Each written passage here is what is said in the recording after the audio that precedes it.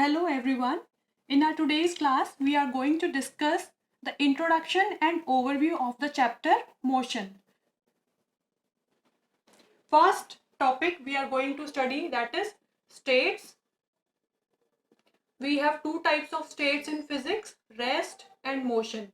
In chemistry, when we study states, we have solid, liquid or gas, but in physics we talk about these states.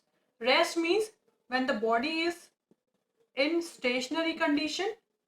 It may be sleeping, sitting, or when I keep a book here, it is in stationary condition. Or you see there are some schools, buildings, they are fixed. So we say that all of these are in rest state.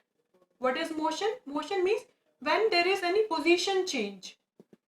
When an object changes its position, maybe flying of birds, fishes are swimming, they all are changing their position with respect to time. So we say that motion has occurred. Second topic will be physical quantities and SI units. Any quantity which we can measure is called physical quantity. For example, the length of this board is, let's say, 1 meter. So we are able to measure the length. That length is a physical quantity and we are measuring this length in meters. This meter is the SI unit. SI unit means these units are standard units. They are acceptable everywhere in all the countries. Whenever you go to any country and you say give me this quantity in meters, this unit will be acceptable there also. Physical quantities can be length, weight, force, and so on. There can be many physical quantities and corresponding their units. Weight in grams, kilograms, force in newtons. So all these quantities are physical quantities which we can measure. Our third topic will be distance and displacement. Distance is the total path covered. Let's say this is a swimming pool and the length of this swimming pool is 90 meters. First, the object moved from A to B 90 meters and then object goes back from B to A. Again, it covers 90 meters. So, how much total distance it has covered?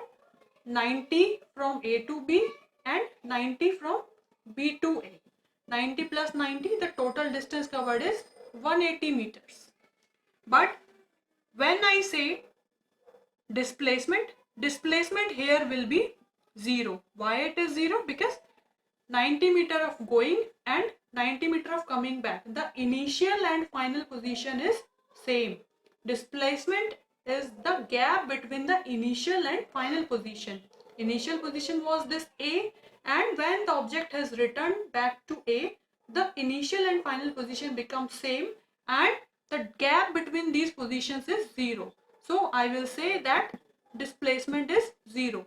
We will discuss all these topics in detail with examples in our upcoming classes.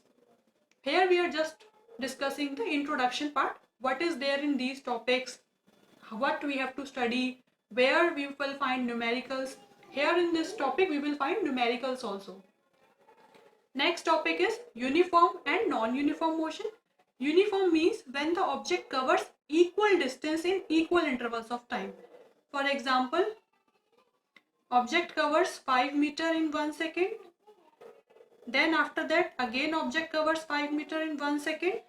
Then after that again object covers 5 meter in 1 second. Here the object is moving equal distance in equal intervals of time. So that is called uniform motion.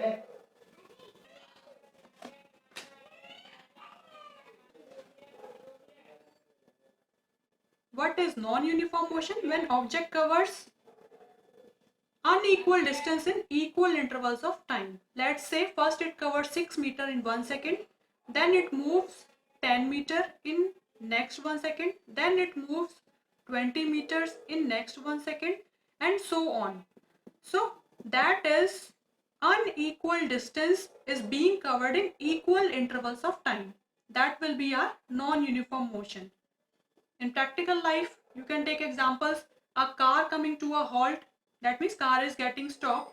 Initially it was moving with a higher speed, but when it is coming to a stop, it is decreasing its speed and covering lesser distance. So that is moving with non-uniform motion. Next topic is rate of change of motion. Here we will discuss two quantities, that is speed and velocity. Speed is a scalar quantity, velocity is a vector quantity. Here we will discuss the magnitude part only. Here we will discuss magnitude and direction both. And in this we are going to study the average speed and average velocity also, because it is not always possible that object is moving with a constant speed and constant velocity always. So in such cases, when the speed and velocity are variable, we will also calculate the average speed and average velocity here in this topic. Next is rate of change of velocity. Change of velocity, when we divide it by time, it becomes acceleration. So we will study this formula, how we have got this formula, and what is the need to study rate of change of velocity. We will study this in detail. Next, after this, we will discuss derivation of equations of motion. First, we will do it by simple method. V equal to u plus at, this is our first equation of motion. S equal to ut plus half at square. Second equation of motion. V square equal to u square plus 2as. This is our third equation of motion. We will derive all these three equations of motion first by using just mathematical method, and then after that with the help of graphs. Our next topic is graphical representation of motion. We will represent motion with the help of graphs. How we can represent motion with the help of graphs? Let's say on this axis we are taking distance and on this axis we are taking time. If the motion is uniform motion, we will get graph something like this. And if the motion is non-uniform motion, we will get a graph as curved line. Here we will get straight line. Here we are getting curved line. So the graph is a curved line in the case of non-uniform motion. Graph is a straight line. We say this is uniform motion.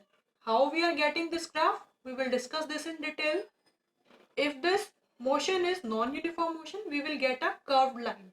How we are getting this? We are going to discuss this in detail.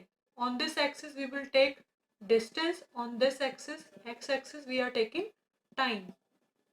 Our next topic is equations of motion by graphical method. All these derivations, what we have done here normally, we are going to derive these equations with the help of graphs. And after that we are going to study uniform circular motion. What is uniform circular motion? A body is moving in a circle and it is moving with a constant speed. So that is our uniform circular motion. We are going to discuss that in detail. After that we will discuss numericals.